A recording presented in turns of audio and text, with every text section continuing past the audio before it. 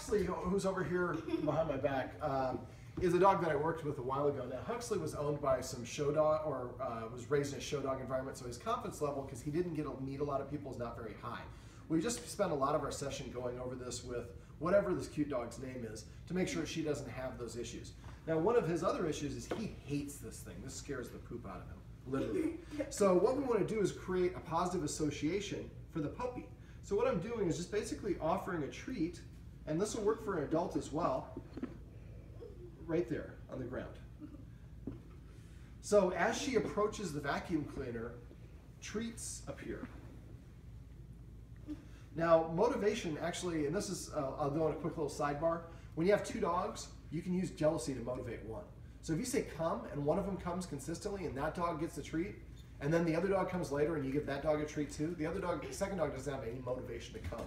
So when I get to that point, when they're old enough, I just say come, and whoever comes first gets the treat, whoever comes second doesn't get a treat. After a while, that creates a motivation for that second dog to get there first. All right, so for the vacuum cleaner, let's get back on track.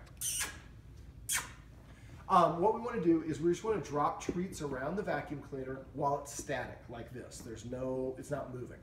Now, eventually, we're going to actually put it on the vacuum cleaner. We'll use Huxley as a demonstrator right there. There we go. Here you go, sweetheart. So we're going to lead her over to it, put it right there, let her find it. And so she's smelling a little bit of the vacuum cleaner and looking at the vacuum cleaner while she's getting these high-value treats. So this will help her create a positive association with the vacuum cleaner. But this is easy. It's just sitting there. The second step is going to be to get it moving a little bit. Now, we'll see Huxley kind of react probably when I move this. You're going to scare the heck out of him. Puppy, puppy, puppy. Puppy, puppy, puppy. Yes, you have a puppy call. I'll go over that off camera here in a second.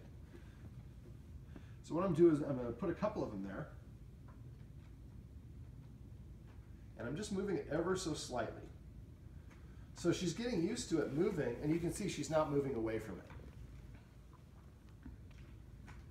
So the next step would be to actually roll it a little bit.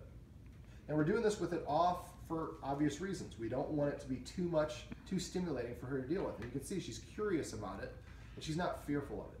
Now, she is in a fear period, so we want to make sure that nothing doesn't fall on her or fall when she's approaching it. Now, if she's like approaching it, she's really showing them very stiff, and then somebody makes a loud sound, she might think it's coming from here.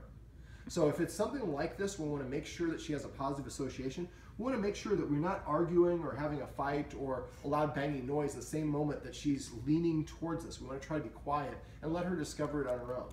So now the other thing we can do, once we get to her to the point where which she's already pretty comfortable at it, because again, she doesn't have any reason to be negative about it or to develop a negative association. What I would do is maybe have her way over here and then have across the room somebody just turn the vacuum cleaner on for a second, but we're going to do that while she's being fed a treat. Now I'm going to show you how I do this. Sorry, Hux, don't want to spook you. So I'm holding the high-value tricky trainers. They're soft, so she can nibble on it. So as soon as she gets a little piece of it off, sometimes you have to squeeze it so she can get a little piece, I would just go have somebody turn the vacuum cleaner on. Now I'm going to turn the vacuum cleaner on while it's so far away she doesn't respond and run away. If she does run away, we let her. We don't try to block and force her to deal with it. We would just turn the vacuum cleaner off, get a little bit more distance, and then as soon as she's nice and calm again, we let her chew on it, and somebody turns the vacuum cleaner on. While she's chewing on it, the vacuum cleaner's on.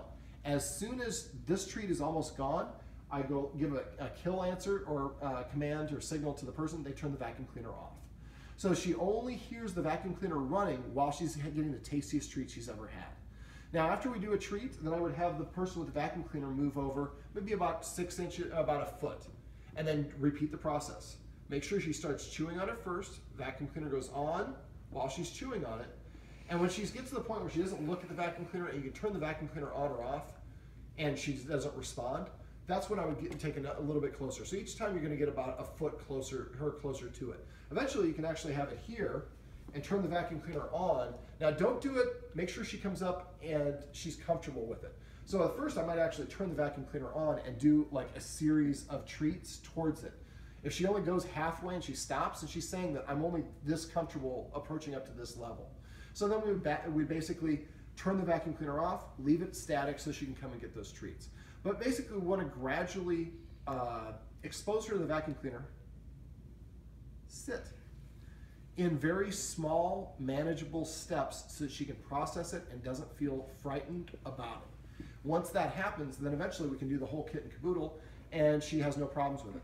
Now, once you get to the point where actually you're able to turn it on and move it and she doesn't run across the room, then what I would do is like vacuum and have a bunch of little treats or her kibble, throw a little piece and vacuum a little bit over here so that she associates when she's picking stuff up, treats are falling from the sky. And after a while, you pull out the vacuum cleaner and you'll see her dancing around and her tail going up. It's just like, I like the vacuum cleaner. And then we've created a positive association with it. So you can do this with anything. When you go to Quest Ed on my website, the puppy raising section, I try to do the same thing with a broom. I happened to make a mistake. When my puppy was about to sniff it, I dropped it.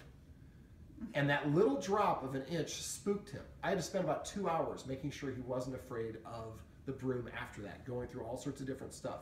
So make sure during this period of her life that we take our time and we're very patient. If you get frustrated, she's not cooperating, she's not doing what we want, take a little bit of a break, give her a nap.